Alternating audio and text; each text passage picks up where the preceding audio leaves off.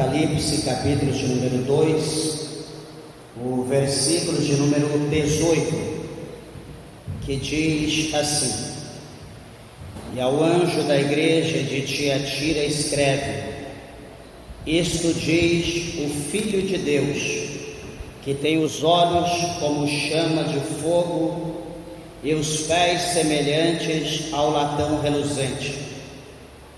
Eu conheço as tuas obras e a tua caridade, e o teu serviço e a tua fé e a tua paciência, e que as tuas últimas obras são mais do que as primeiras. Mas tenho contra ti o tolerares que Jezabel, mulher que se diz profetiza, ensine e engane os meus servos, para que se prostituam e comam dos sacrifícios da idolatria. E dei-lhe tempo para que se arrependesse da sua prostituição, e não se arrependeu. Eis que a porei numa cama, e sobre os que adulteram com ela virá grande tribulação, se não se arrependerem das suas obras. E ferirei de morte a seus filhos, e todas as igrejas saberão que eu sou aquele que sonda as mentes e os corações, e darei a cada um de vós segundo as vossas obras.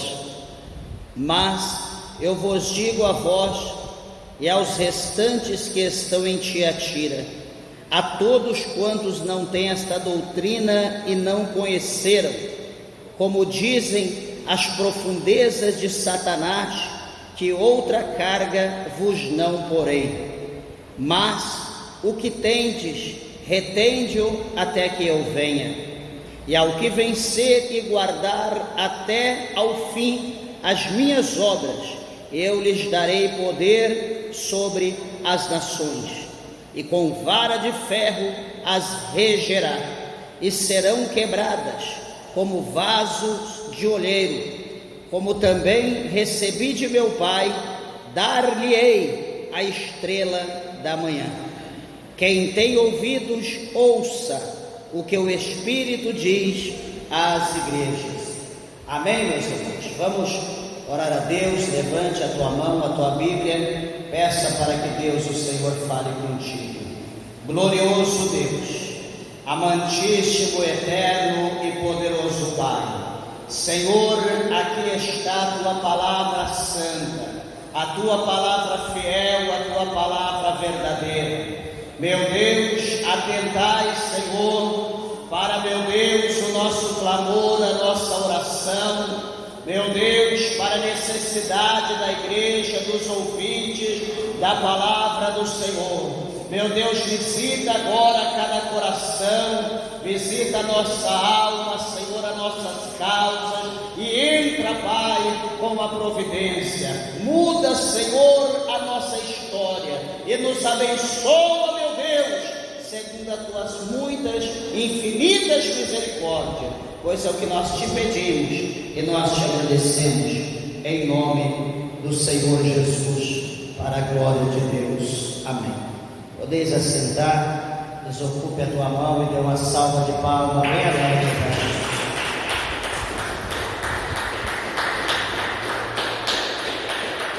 Graças a Deus, que bênção, que Deus, o Senhor, vos abençoe. Meus irmãos, peço e rogo, por favor, a tua atenção ao Senhor. Creio que Deus, Ele tem uma mensagem ao nosso coração. E hoje, seguindo aqui a campanha das 7 cartas às 7 igrejas da Ásia, hoje nós vamos falar sobre a quarta carta para a quarta igreja da Ásia, a igreja chamada Tiatira, que Tiatira significa cheio de aflição. O nome Tiatira, tem traduzido, significa cheio de aflição. E Tiatira, na verdade, era uma colônia, de pessoas gregas, de homens gregos da Macedônia, né, que reunia ali neste lugar, uma colônia de gregos que se reuniram ali e formaram então esse lugar chamado Tiatira, que traduzido quer dizer cheio de aflição. É só o nome da igreja, só o nome do lugar, né? Tiatira. Quando se diz cheio de aflição, na verdade não seria um lugar que muitas pessoas gostariam de estar, né? A gente vê pelo significado, e aqui essa igreja de Tiatira não era muito assim, a situação dela não era uma situação fácil, era uma situação complicada devido aos ensinamentos, né, que eram ali permitidos, que era ali proposto às pessoas que habitavam naquele lugar. E veja, meus irmãos, que o versículo de número 18 começa dizendo que ao anjo da igreja de Tiatira escreve, ele diz: isso diz o Filho de Deus, né, que tem os olhos como chamas de fogo e os pés semelhantes ao latão reluzente. Quando nós olhamos aqui no capítulo 1 do livro do Apocalipse, e o versículo de número 14, diz bem assim, olha, presta bem atenção: e a sua cabeça e cabelos eram brancos como lã branca, como a neve, e os olhos como chama de fogo, e os seus pés semelhante a latão reluzente, como se tivesse sido refinado numa fornalha, e a sua voz como a voz de muitas águas. Então o mesmo, né, que falou lá com o apóstolo João, também é o mesmo aqui que dá a ordem a João para escrever a igreja de Tiatira. E a primeira coisa que ele vai dizer, como sempre, ele diz: eu conheço as tuas obras, né? Que o Senhor ele começa dizendo que nada está oculto diante dos olhos dele, né? Porque é fácil, meus irmãos, uma coisa que nós gostamos de fazer é nos justificarmos, né? Diante das situações, diante dos problemas, diante das acusações, sempre a gente procura um jeito de nós mesmos nos justificarmos. A gente nunca quer ser condenado, e a gente nunca quer se colocar como culpado de alguma coisa, né? Sempre nós queremos ser ali justificado, sempre nós queremos ser justo, sempre nós queremos ser reto.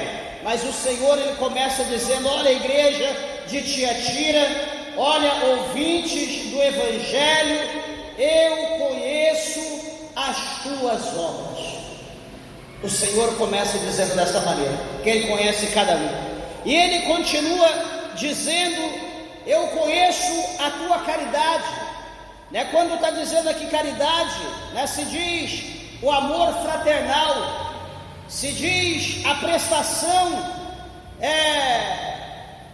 do amor, na verdade incondicional, sem querer nada em câmbio, sem querer nada em troca.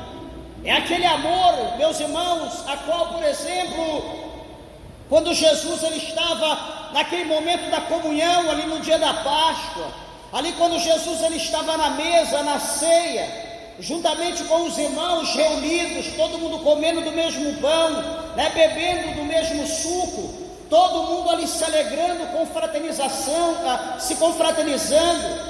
É como Paulo ele escreve à igreja de Coríntios, ali no capítulo 11, ali a partir do verso 17, quando ele começa a falar acerca da palavra da Santa Ceia, ele dizia que era necessário que houvesse dissensão, né? Paulo ele vai ensinar a igreja, ele vai mostrar para a igreja que a forma que eles estavam agindo era incorreta, era incerta, porque ele mostra ali que aqueles irmãos que eram abençoados, porque a igreja de Corinto era uma igreja próspera, era uma igreja de pessoas que tinham condição, falava todos os idiomas ali, né, todas as línguas, tinha todos os dons do Espírito Santo, era uma igreja abençoada, porém foi a igreja que mais havia problemas. Paulo sempre escrevendo as duas cartas pastorais, a primeira e segunda carta aos Coríntios, instruindo, ensinando, Louvado seja Deus, para que os irmãos andassem como o Senhor Jesus queria. Então veja, amados irmãos, que onde há manifestação do poder de Deus, onde há ali a glória de Deus manifesta no meio do povo, não é porque Deus está operando, não é porque as coisas aparentam estar como Deus quer, que não tem problema. A igreja de Corinto tinha problema e tinha muito. Por exemplo, na comunhão, no partir do pão. Aqueles que tinham mais condição trazia ali o seu banquete, fazia ali a sua mesa com muitas coisas, enfim. Os que tinham menos condição fazia também a sua mesa com menos, o que tinha pouco preparava a sua mesa com pouco, e aqueles que não tinham nada ficava com o famoso dedão na boca. Cada um comia, sobejava e achava que aquilo era a comunhão, ou era o partir do pão, era daquela maneira. Paulo então vai mostrar que não é daquela forma, que não era assim que as coisas aconteciam. Paulo vai instruir ali na Santa Ceia como que as coisas eram feitas, que todo mundo tinha que comer do mesmo pão e beber do mesmo vinho ou do mesmo suco. Paulo vai mostrar como que é a confraternização, como que é unir e compartilhar o bem comum com todos. Então o Senhor está dizendo: eu conheço a tua caridade, o teu amor. O Senhor está dizendo aqui: eu conheço o teu serviço. Meus irmãos, quando fala serviço, alguém pode dizer, pensar que é a mesma obra. Aqui quando está dizendo eu conheço o teu serviço, a questão aqui de serviço é como está no grego, no original, que quando diz aqui esse serviço, no original está dizendo diaconia, que quer dizer o trabalho voluntário, o trabalho tanto para Deus quanto o trabalho para o homem, sem ter nada por interesse, sem fazer alguma coisa por interesse, mas por amor próprio. Nós podemos citar, por exemplo, o trabalho de Moisés, por exemplo, né? O serviço de Moisés, de largar ali o Egito, de deixar ali, de ser o sucessor do trono, de deixar de toda a regalia que ele tinha, de deixar de toda a riqueza que poderia ser proposta a ele, como filho da filha de Faraó, como futuro ou posterior Faraó, mas ele abriu mão de tudo aquilo, ele abriu mão de toda aquela glória terrena, para poder servir a Deus, para poder servir a Deus sem ter nada, sem ganhar nada palpável em troca, sem ter ali a indicação de nenhum reino dessa terra em troca por servir a Deus. E não só servir a Deus, mas também servindo primeiramente a Deus e depois servindo a nação a qual ele arrancou, que ele tirou com mãos fortes da terra do Egito, para caminhar pelo deserto e levar a terra que mana leite e mel. Podemos citar também a pessoa de Jesus, ali quando os discípulos estavam sentados, Jesus tirando as suas vestes superiores, ali com a toalha de uma maneira muito delicada, muito interessante, ele coloca uma bacia com água, ele se prostra diante dos seus discípulos, para lavá-los, lavar os seus pés. Jesus como Senhor, ele agora vai servir. Quando Pedro vê uma coisa daquela, Pedro já exclama: jamais, ou jamais, o Senhor fará uma coisa dessa, eu não vou deixar o Senhor fazer isso, nós que temos que... Não, Senhor, calma Pedro, peraí, Pedro, se você não deixar eu lavar os teus pés, tu não terás parte comigo, Pedro. O Filho do Homem, ele veio não para ser servido, mas ele veio para servir. Quando Pedro ouviu aquilo, que ele não teria parte com Jesus, na hora a ficha que estava ali enroscada caiu, e Pedro disse: Senhor, por favor, então lava minha mão, lava meu pé, lava minha cabeça, dá um banho logo, longe de mim, ficar sem ter comunhão contigo. Então, este é o serviço de fazer as coisas para Deus e fazer as coisas para o próximo, como por exemplo o trabalho de um presbítero, o trabalho de um evangelista, o trabalho de um pastor que está para servir a comunidade que não é nossa, mas que é de Deus. Então ele está dizendo: eu sei os teus serviços. E aqui também ele está dizendo: eu sei a tua fé. Ele sabia da fé da igreja de Tiatira. Ele conhecia o nível de fé que aquela igreja estava vivendo, que eles tinham, como também a paciência da igreja de Tiatira, porque ele diz: eu sei a tua paciência, eu conheço. Meus irmãos, e ter paciência, eu sempre digo que paciência é uma virtude, nós precisamos de ter paciência. Se nós não tivermos paciência, meus irmãos, nós nunca vamos alcançar as promessas de Deus. Nós sempre vamos bater com a face na parede, nós sempre vamos bater com a nossa face na rocha, nós sempre teremos prejuízo se nós não tivermos paciência. Quando nós temos paciência, as coisas de Deus, as promessas de Deus vai acontecer dia após dia na nossa vida. Por exemplo, qual mãe que está ali gestante e que está ali gerando um filho na sua madre, vai cansar pelo peso, pelo diâmetro e vai dizer: chega, não aguento mais, vou lá fazer uma cesárea e vou tirar o meu filho. Se ela fizer isso antes do tempo, a criança morrerá ou ela morrerá. Tudo tem um tempo determinado.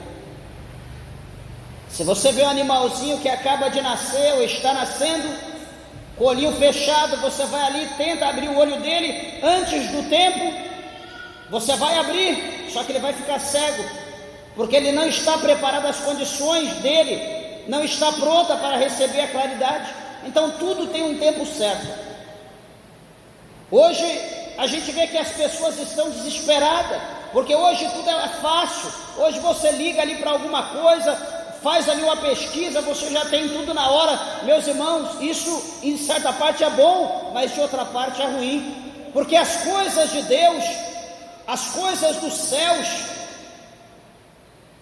nós não conseguimos ligando ou fazendo algum tipo de consulta. As coisas de Deus ainda é no joelho, as coisas de Deus ainda é clamando, é buscando, é clamando aos céus, e é no tempo de Deus, não é no nosso tempo. Por isso que muitas pessoas não estão mais tendo paciência, mas o Senhor diz à igreja de Tiatira que Ele conhece a paciência dessa igreja, e Ele diz e que as suas últimas obras são mais do que as primeiras. Ele está vendo que a igreja de Tiatira, ela está progredindo, ela está caminhando, ela está perseverando. A igreja de Tiatira está forte, ela está rompendo, e que ela está trabalhando, e ela está ajuntando, agregando. Por isso o Senhor fala: as suas obras, as suas últimas, são maiores do que as primeiras. O Senhor está exaltando o trabalho da igreja de Tiatira.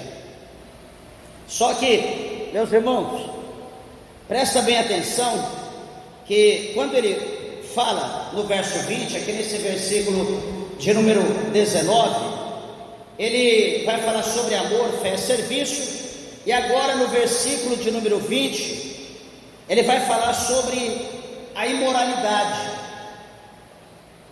a qual a igreja de Tiatira estava envolvida. E aqui então a palavra do Senhor mostra que o Senhor vai repreender a igreja de Tiatira. Veja que primeiro ele vai dar o elogio e depois ele vai dar a repreensão à igreja. Mas o que a igreja estava fazendo? Versículo 20, o Senhor diz bem assim: olha, mas eu tenho contra ti o tolerares que Jezabel mulher que se diz profetiza, ensine e engane os meus servos, para que se prostituam e comam dos sacrifícios da idolatria. Veja, queridos e amados irmãos, que o Senhor conhecia a igreja, o Senhor conhecia o povo, o Senhor conhecia cada um que ensinava. A Bíblia mostra para nós que o apóstolo São Paulo, ele escreveu nas suas missivas ou nas suas cartas, ele instruía a igreja dizendo que as mulheres, elas tinham que aprender dentro da sua casa com o seu marido. As mulheres aprendiam em casa com os maridos. As mulheres não eram, segundo Paulo, para aproveitar as oportunidades e ensinar. Elas precisavam ser ensinadas, não ensinar. E aqui então o Senhor ele mostra para nós que a igreja de Tiatira, ela estava tolerando, ela estava dando oportunidade, ela estava convivendo com Jezabel, mulher que se diz profetiza. O que é a mulher profetiza? É aquela mulher que profetiza, é aquela mulher que fala em nome de Deus, aquela que chega e diz: eis que eu, Senhor, te digo. Está entendendo o mistério? É mais ou menos dessa maneira, aquela pessoa que é uma profetisa, uma mulher ali sendo usada pelo Espírito Santo de Deus. Era uma mulher a qual o Senhor falava, ou como nos nossos dias, como o Senhor, o Espírito Santo, fala pela boca dela. Então essa mulher aqui, meus irmãos, como a palavra do Senhor mostra para nós, ela se dizia profetiza, mas o interessante é que ela enganava. A Bíblia está dizendo aqui que essa Jezabel, ela enganava a igreja de Tiatira. Veja então que essa mulher, ela se torna uma falsa profetisa. Por quê? Porque ela estava levando a igreja ao engano. Ou seja, ela estava instruindo, ela estava doutrinando a igreja numa falsa doutrina, um falso ensinamento, que este ensinamento não provinha dos céus, não provinha de Deus. Então o Senhor, ele está dizendo aqui, não porque o Senhor proibia ela de pregar a igreja de Tiatira, porque era uma mulher, mas pela forma da doutrina a qual ela estava doutrinando a igreja, pelo ensinamento que ela estava ensinando a igreja, porque o Senhor está dizendo que ela se dizia profetisa. Ela não era uma profetisa de Deus, ela não era uma mulher ungida pelo Senhor, ela se dizia. Talvez por quê? Talvez pela gelética, talvez pela forma de se expressar, talvez pela cultura, talvez pela postura, talvez ela tinha uma boa gramática, talvez ela era uma poliglota. E então se apresentou ali a igreja, e as pessoas então admiravam, e começou a dar corda àquela mulher, e começou ali ela a ser usada, não usada por Deus, porque era uma falsa, está dizendo aqui a Bíblia. Então ela era usada pelo inimigo, ela era usada pelo diabo. E veja que o que ela ensinava mentiras, porque ela enganava a igreja de Tiatira. E a Bíblia mostra para nós ainda que, além disso, dela enganar os servos, ela enganava ensinando os servos a prostituírem, e também que comessem do sacrifício da idolatria. Quando nós olhamos para essa palavra, os irmãos que já leram acerca, lá em primeiro Reis, acerca de Jezabel, aquela sacerdotisa de Baal, que foi casada com Acabe, A Bíblia fala muito dela, né? Até é pesado a forma qual é falada acerca de uma mulher, mas ela foi uma mulher muito rude, muito má. Ela foi uma mulher que ela lutava, né? Usava ali mãos, ombro, cabeça das pessoas para se exaltar e exaltar também o seu Deus, o Baal. Foi por intermédio dela que a idolatria, né, veio a Israel.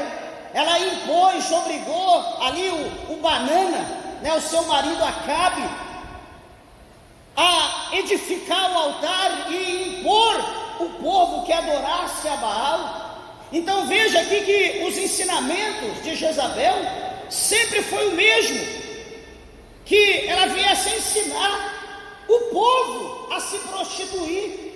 Se prostituir não da forma literária, né, da prostituta, do relacionamento íntimo, mas também no segundo plano, do relacionamento de você servir a Deus. A pessoa se prostitui, né, intimamente, ou você se prostitui, você serve a Deus, e você, em vez de adorar a Deus, você começa a adorar outro Deus. Você está prostituindo. Você está se tornando uma pessoa, uma prostituta, porque você está se relacionando com outro Deus. Você está tendo intimidade com outro Deus, mas o nosso Deus, Ele quer que nós tenhamos intimidade apenas com Ele. A Bíblia diz que o Espírito de Deus, Ele tem ciúme. Por isso que o crente, meus irmãos, o crente, ele adora apenas os céus. O crente não adora A, B, C, X, Y, Z. O crente adora apenas um Deus. Ele não se prostitui, ele não se adultera. Ah, não, hoje é dia do fulano, eu vou adorar fulano. Não, hoje é dia tal, eu vou adorar ciclano. Não, hoje a lua é tal, eu vou adorar tal coisa. O crente adora apenas Deus em todo o tempo. Então veja que Jezabel, além dela doutrinar o povo de Israel, ela instruía o povo a adorar Baal, a se apostatar de Deus. Ela não queria que o povo se tornasse fiel ao Senhor, mas que o povo vivesse na prostituição. A palavra do Senhor vai dizer que Elias, quando ele se apresenta a Acabe, ele observa que o povo está disperso. Ele vai dizer para Acabe reunir todo o Israel, os supostos profetas da sacerdotisa Jezabel, os profetas de Aserá, os profetas de Baal, e que subisse ao monte,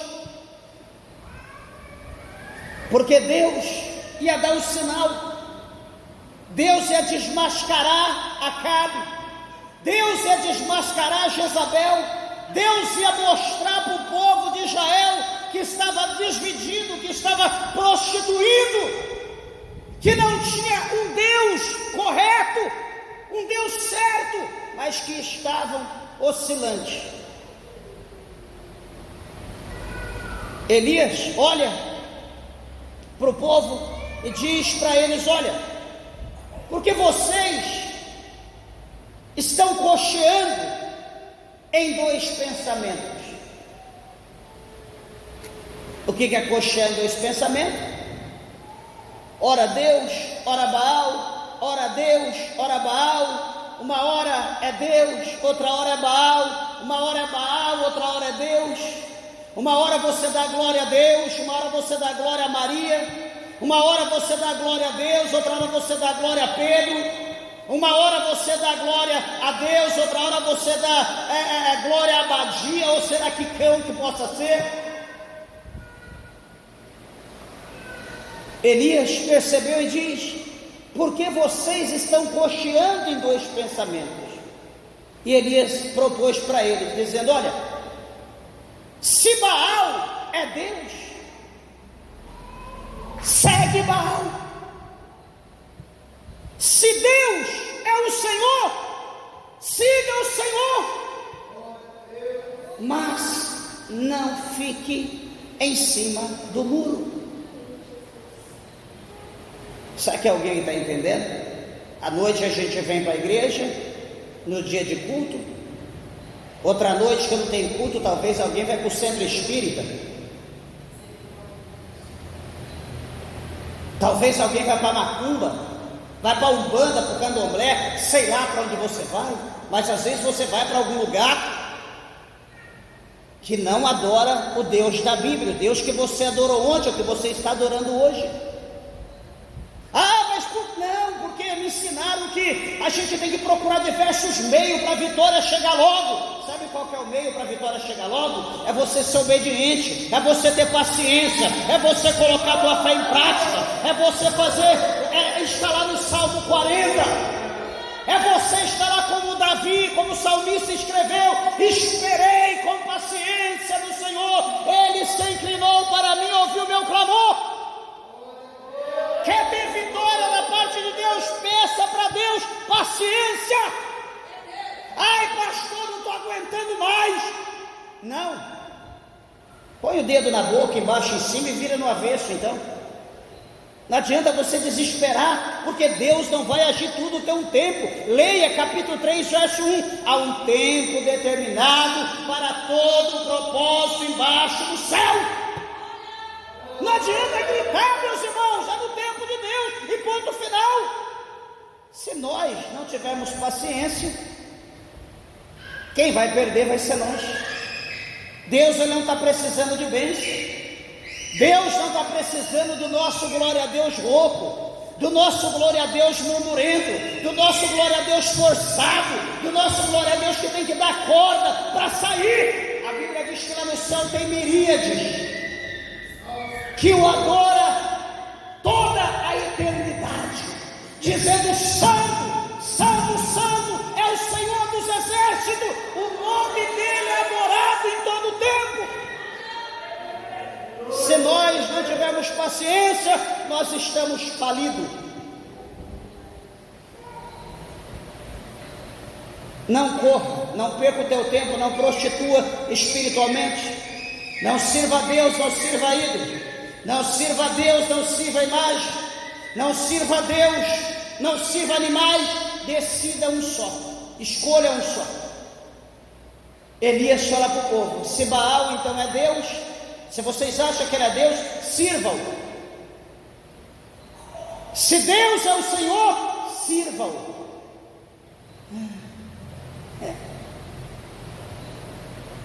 Nós queremos ver alguma coisa. Tem gente que quer ver para saber.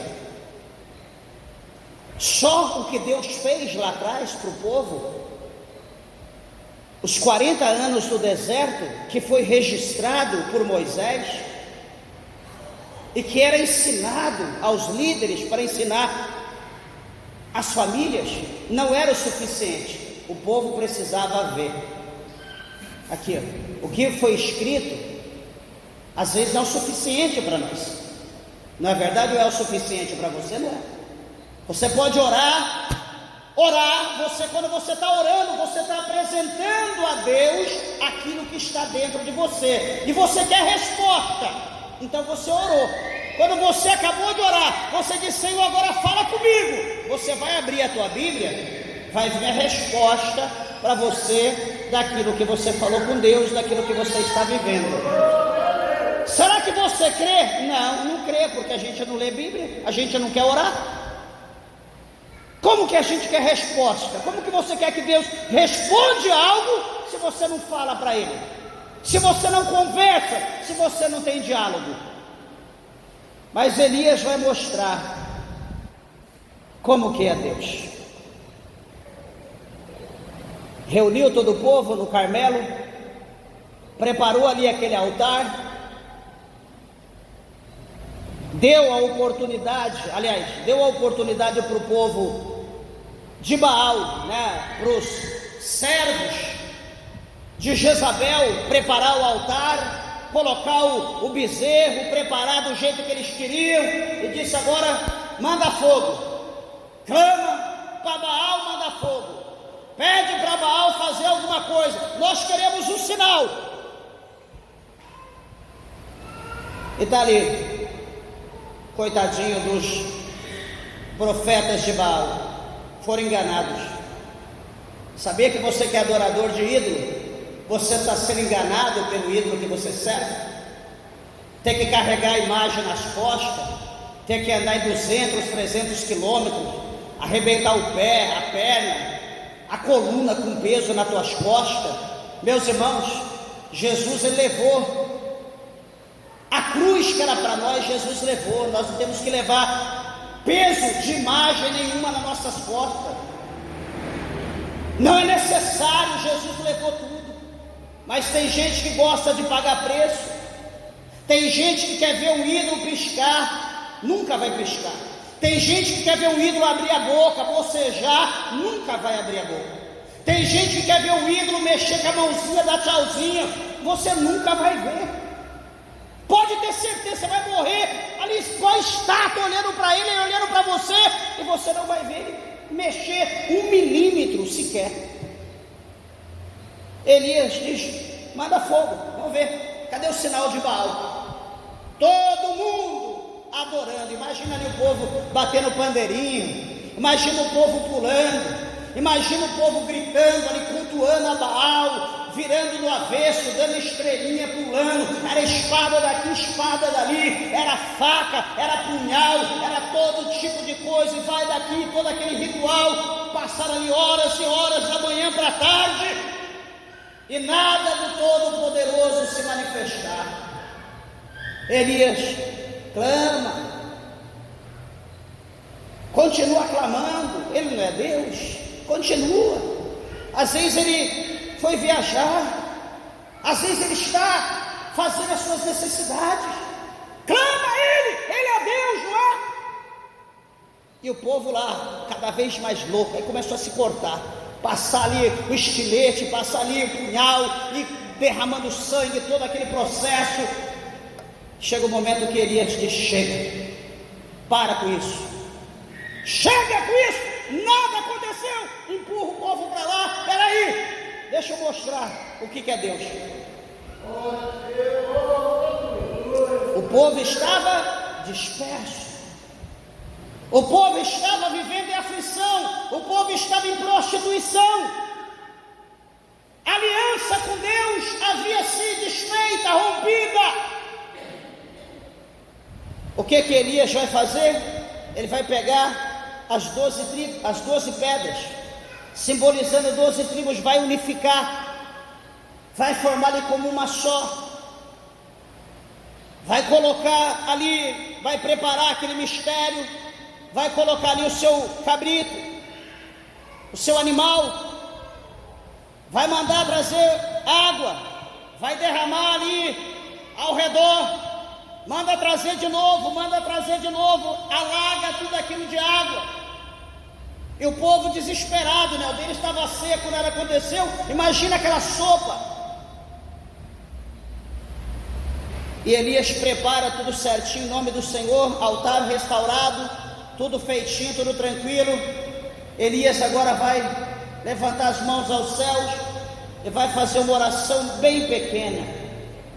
Uma oração que mais rápida talvez que um piscar de olho de um dos profetas de Baal. Talvez mais rápido que um bocejar da boca daqueles homens que estavam tão cansados daquele ritual. Ele faz uma oração e pede para Deus responder, para que aquele povo veja que há Deus em Israel, para que aquele povo creia que só existe um Deus em Israel, apenas um Deus. Meus irmãos, o fogo desceu do céu, lambeu tudo, consumiu tudo aquilo, não ficou nada, acabou com aquele mistério, toda aquela coisa que estava ali, toda aquela sopa, lambeu tudo, aquilo, fogo lambeu, que não sobrou nada. Quando o povo viu aquilo, agora realmente, agora nós cremos, caíram todo mundo de joelho, prostrando, com a cara em terra. Elias diz: matai eles, matai todos esses idólatras, mete a espada neles, leva eles para o vale, acaba com eles. Ai meu Deus, será que Deus não tem dó? Meus irmãos, a palavra do Senhor diz aqui no verso de número 21 do capítulo 2 de Apocalipse em questão. Olha que o Senhor fala: e dei-lhe tempo para que se arrependesse da sua prostituição, vírgula, e não se arrependeu. Olha como Deus é longânimo, olha como Deus ele dá tempo.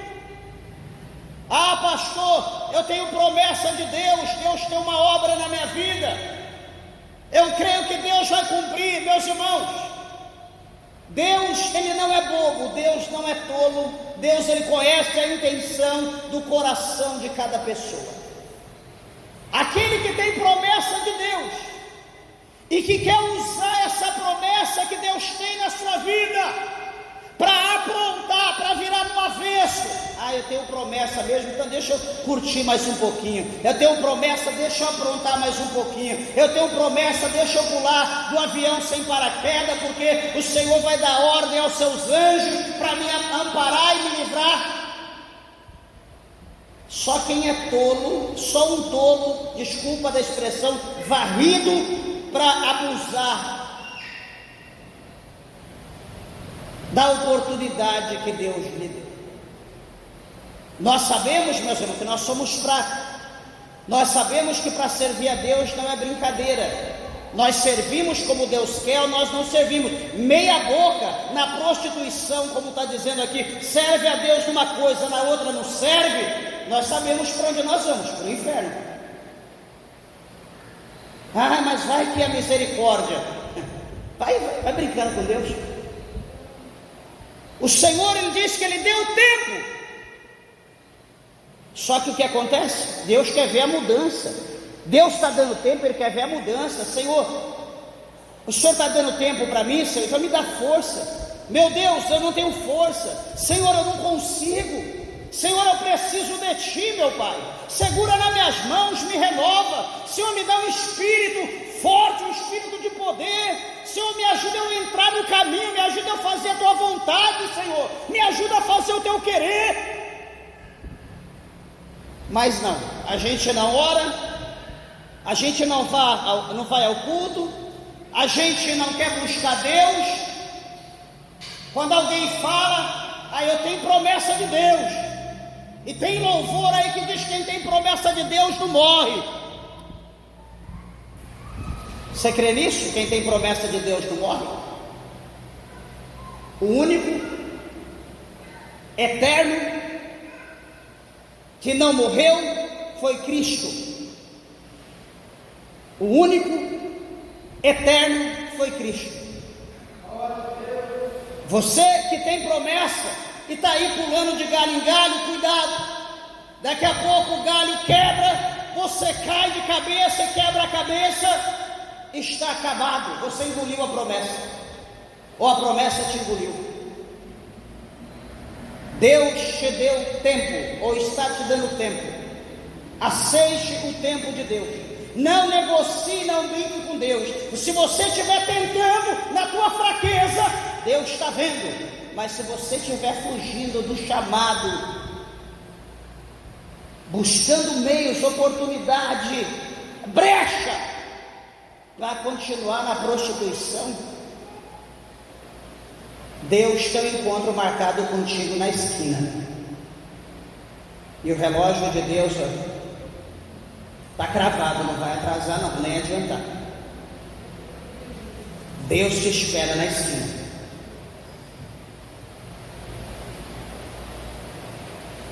Olha o versículo 22.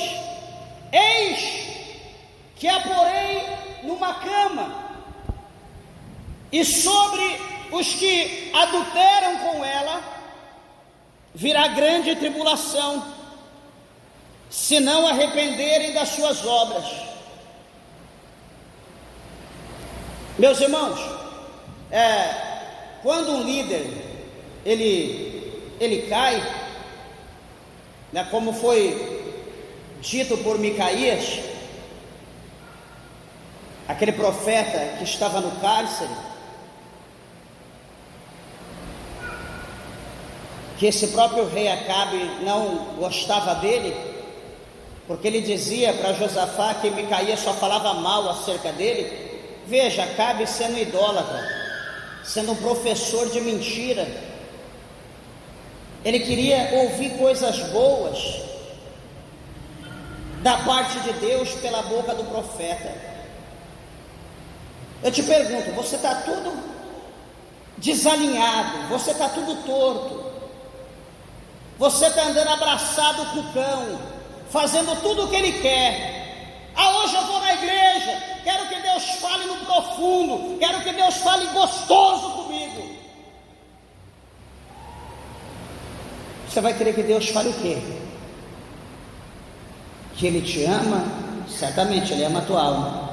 Você quer que Ele fala, que Ele diz: eu estou andando contigo, meu servo, eu estou apaixonado pelo que você está fazendo, eu estou contigo na tua caminhada. Só se for o próprio cão que está profetizando na boca do orador. Deus jamais vai falar dessa maneira com você. O que você vai ouvir vai ser madeira, vai ser lenha nas tuas costas, vai voar pedaço de osso, mas você vai ter que ouvir, você vai se consertar. Acabe estava assim, ele queria ouvir bênção, mas sabe o que ele ouviu juntamente com Josafá? O Senhor fala pela boca de Micaías bem assim: olha Josafá, olha Acabe, o Senhor me mostrou como para você subir a Ramote Gileade, enfim, que o Senhor ia dar nas suas mãos, e Acabe acha que aquilo era uma brincadeira, e depois ele diz: olha, o Senhor me mostrou Israel disperso pelos montes, como ovelha sem pastor. Para quem sabe ler, para quem é entendido, entende que ele é o pastor de Israel, ele é o líder de Israel. E Israel estava disperso, estava sem pastor, estava sem líder. Mas mesmo assim, o ego dele, a quantidade de mentira proferida pelos 450 profetas, ou os 400 profetas, fez com que ele acreditasse mais na mentira do que na verdade, e ele não deu ouvido. Aqui o Senhor está dizendo: eis que a porei numa cama, e sobre os que adulteram com ela virá grande tribulação, se não se arrependerem das suas obras. Eles acharam que com Acabe estava ruim, meus irmãos, mas poderia piorar, poderia as coisas piorar.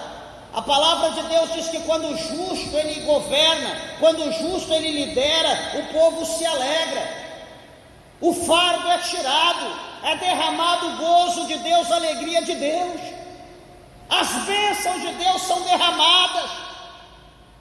Mas quando nós seguimos o erro, a consequência virá tanto para quem está na frente, tanto para quem está ali liderando, para quem é o liderado. Nós não podemos esquecer isso. O Senhor fala no versículo 23, ele diz: e ferirei de morte os seus filhos, e todas as igrejas saberão que eu sou aquele que sonda a mente e os corações. Como nós vamos questionar o Senhor? Se tudo, meus irmãos, está na mão dele, se todo o poder emana de Deus, tudo está sob o controle do Senhor, se a igreja que leva o nome dele está indo contra ele, meus irmãos, quem é que vai punir a igreja, se a igreja é dele, se não for o próprio Deus? Vai ser ele que vai punir.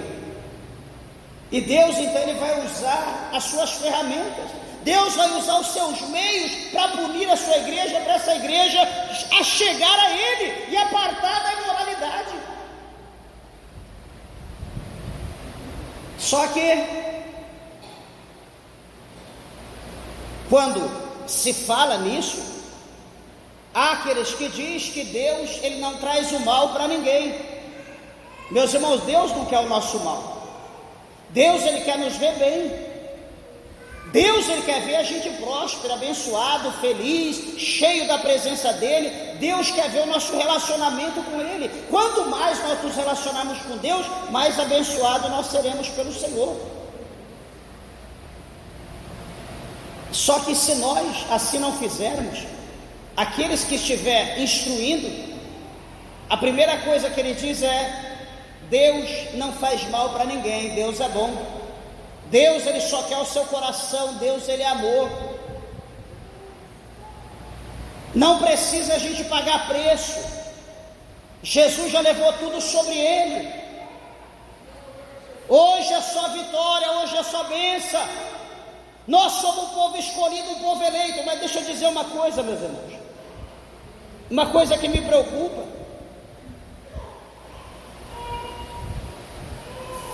Encerrou o tempo. Uma coisa que me preocupa: o Evangelho é renúncia.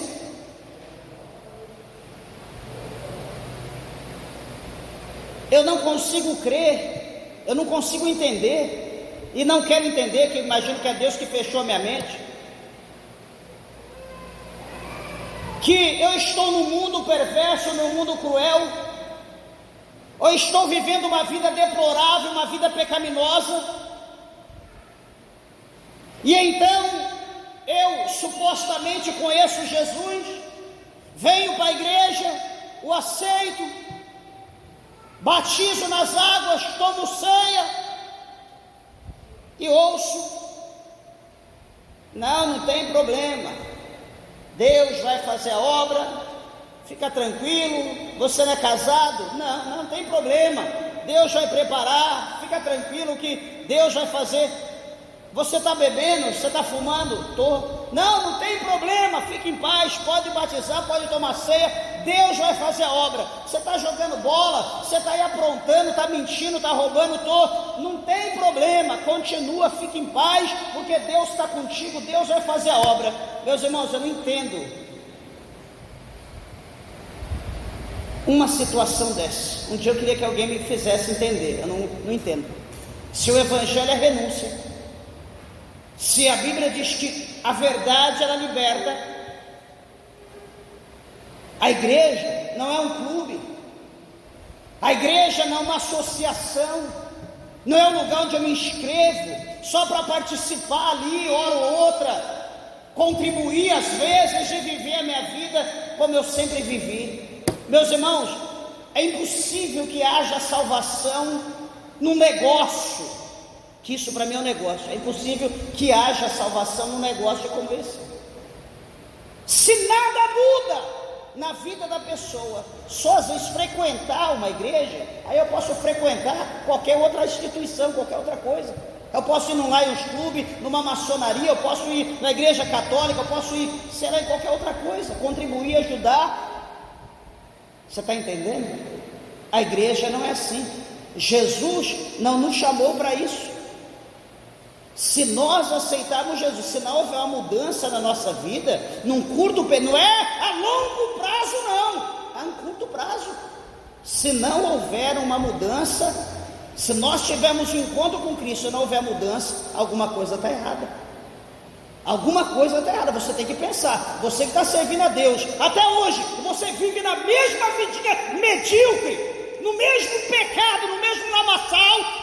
Eu sirvo a Deus, que benção, estou aqui servindo o Senhor, batizei, estou tomando ceia, está tremendo as coisas, mas e aí? Não, Deus é bom, Deus só quer o meu coração, estou aqui, estou deixando o vento me levar. O vento vai levar o seu barco, o famoso triângulo das Bermudas, que te levará para o inferno. As coisas de Deus não é assim. Se não houver a mudança lá de dentro e depois resplandecer aqui fora, se não houver isso, nós estamos perdendo tempo, nós estamos sendo enganados. Tem que haver mudança, tem que haver transformação e rápida, não é a longo prazo não. Por isso que Jesus ele disse que muitos são chamados, porém poucos escolhidos, poucos os que vão entender esse mistério. Que Deus, o Senhor, abençoe a tua vida. As horas se foram, as palmas bem alegres, altas, em nome do Senhor.